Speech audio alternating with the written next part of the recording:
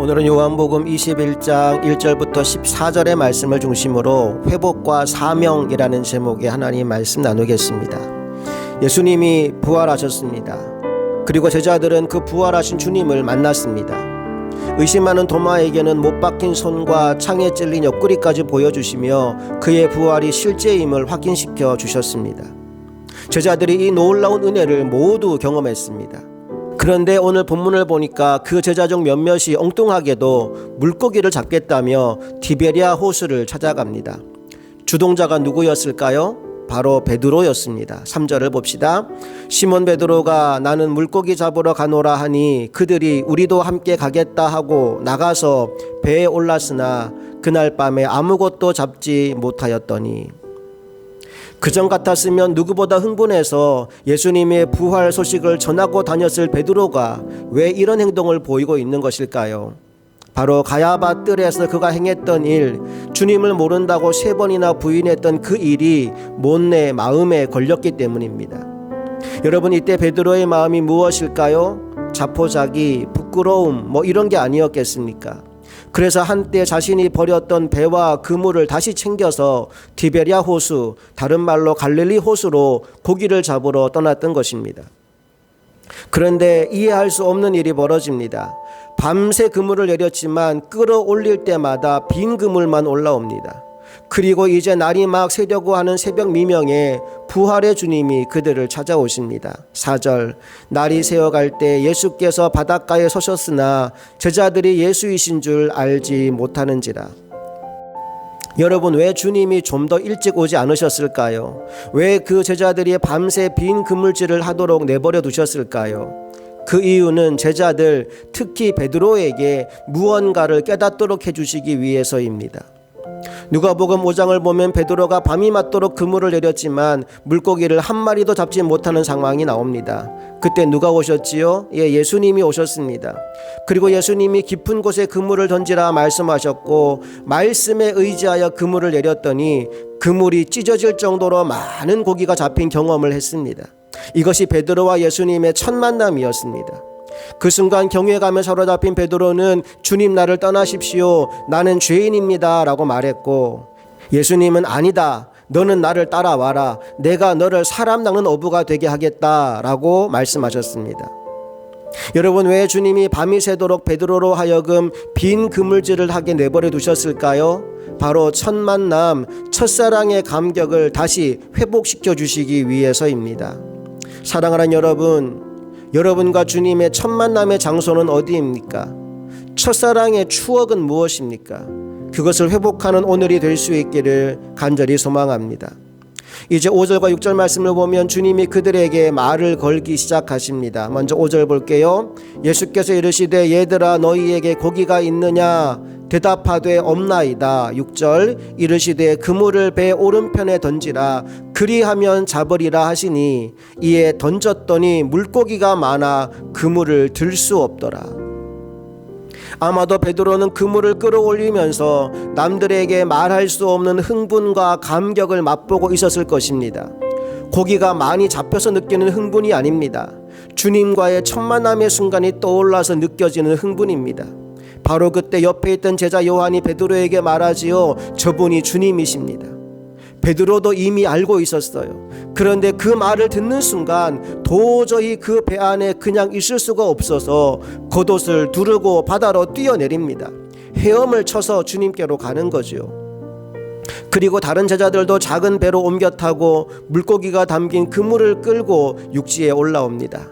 자, 그때 주님이 뭘 하고 계셨나요? 9절을 봅시다. 육지에 올라보니 숯불이 있는데 그 위에 생선이 놓였고 떡도 있더라. 주님이 뭐 하고 계셔요? 숯불을 피워놓고 생선과 떡을 굽고 계셨어요. 먼저 숯불을 보는 순간 베드로는 무슨 생각이 났을까요?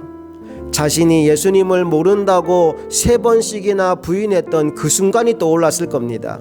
왜요? 그렇게 부인하는 일이 바로 숯불을 쬐는 상황 가운데서 벌어졌기 때문입니다. 요한복음 18장 18절 말씀을 읽어봅니다. 그때가 추운 고로 종과 아랫사람들이 불을 피우고 서서 쬐니 베드로도 함께 서서 쬐더라. 몸은 여기 있지만 베드로의 마음은 아마도 기억 속의 그 장소로 돌아가 있었을 것입니다. 자, 그리고 또 생선과 떡하면 어떤 사건이 떠오르나요?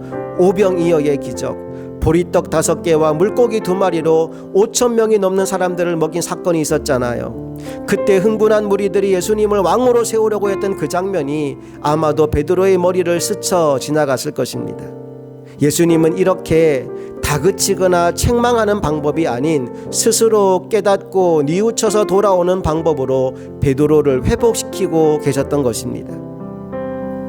이제 10절 말씀을 보면 주님이 지금 잡은 물고기를 좀 가지고 오라고 말씀하십니다. 그래서 그물을 끌어올려 물고기의 숫자를 세어보니 큰 물고기만 몇 마리? 153마리가 있었대요. 모나미 볼펜을 보면 153이라는 숫자가 적혀 있잖아요. 그게 여기서 나온 겁니다. 자, 그렇게 떡과 물고기를 구워서 식사를 준비하신 주님이 친히 제자들을 식탁으로 초청하십니다. 12절 예수께서 이르시되 와서 조반을 먹으라 하시니 제자들이 주님이신 줄 아는 고로 당신이 누구냐 감히 묻는 자가 없더라. 주님이 와서 조반을 먹으라고 말씀하셔요. 그런데 제자들이 쭈뼛쭈뼛 하고 있었던 것 같아요. 13절에서 예수님이 뭘 하시나요? 읽어볼게요. 예수께서 가셔서 떡을 가져다가 그들에게 주시고 생선도 그와 같이 하시니라. 마치 최후의 만찬 때 떡과 포도주를 제자들에게 나누어 주셨던 것처럼 친히 제자들에게 떡과 물고기를 나누어 주고 계십니다. 그렇게 예수님은 아무 말씀도 하지 않으시고 아무런 책망도 하지 않으시고 그냥 따뜻한 숯불 앞에서 제자들을 배불리 먹이셨습니다. 그 후에 우리가 다음 주에 더 깊이 살피겠지만 베드로를 찾아서 그에게 3가지 질문을 던지십니다. 동일한 질문이죠. 네가 나를 사랑하느냐라고 물어요. 왜 3번일까요? 베드로가 3번 예수님을 모른다고 부인했기 때문입니다. 지금 예수님이 뭘 하고 계신 거냐 하면 베드로를 온전하게 회복시키고 있는 중이십니다. 그의 수치, 그의 트라우마, 그의 상처난 부분들을 하나하나 들추어내시며 다시 회복하는 과정을 밟고 계신 것입니다. 여러분의 상처, 여러분의 아픔, 여러분의 트라우마를 온전히 치유할 수 있는 분은 우리 주 예수 그리스도이십니다. 오늘 베드로를 회복시키셨던 그 주님을 만나는 은혜가 여러분 안에도 가득하게 되기를 소망합니다.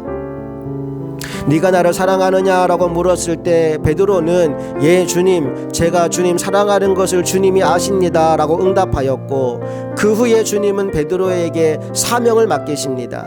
내 양을 먹여라, 내 양을 쳐라 라고 말이죠. 사랑하는 여러분, 우리 주님은 우리가 세상 일에 먹고 사는 일에만 골몰하는 인생이 아니라 하나님의 사명 감당하며 사는 인생이 되기를 원하십니다. 그래서 수고하고 무거운 짐진 자들을 다 불러서 주님 안에서 먼저 쉬게 하신 이후에 주님이 주신 멍에를 메고 주님을 따르게 하십니다. 또한 우리가 먼저 그의 나라와 그의 의를 구하며 사명 감당하는 삶을 살아갈 때 우리에게 필요한 모든 것은 주님께서 더하여 주시겠다 약속하기도 하셨습니다. 여기서 우리가 깨닫게 되는 중요한 진리가 무엇입니까? 하나님은 무턱대고 일부터 시키는 분이 아니라는 사실입니다. 먼저 관계를 회복하고, 먼저 상처를 치료하고, 먼저 먹이고, 또 먼저 사랑을 회복하게 하신 이후에 그분이 공급해 주시는 힘과 능력에 힘입어 그분의 일을 하게 하신다라는 사실입니다. 나는 저와 여러분이 이 놀라운 신비를 경험하며 사는 인생이 되었으면 좋겠습니다. 사랑하는 여러분, 혹시 여러분 가운데 생업의 현장에서 빈 그물만 끌어올리는 인생이 있습니까? 절망하지 마십시오. 오히려 지금이 부활의 주님을 만날 절호의 찬스입니다. 주님 안에서 회복의 은혜를 맛보시고 기쁨으로 주님이 맡기신 사명을 감당하며 모든 것을 더하여 주시는 주님의 은혜를 받아 누리는 저와 여러분 모두가 될 수 있기를 간절히 소망합니다.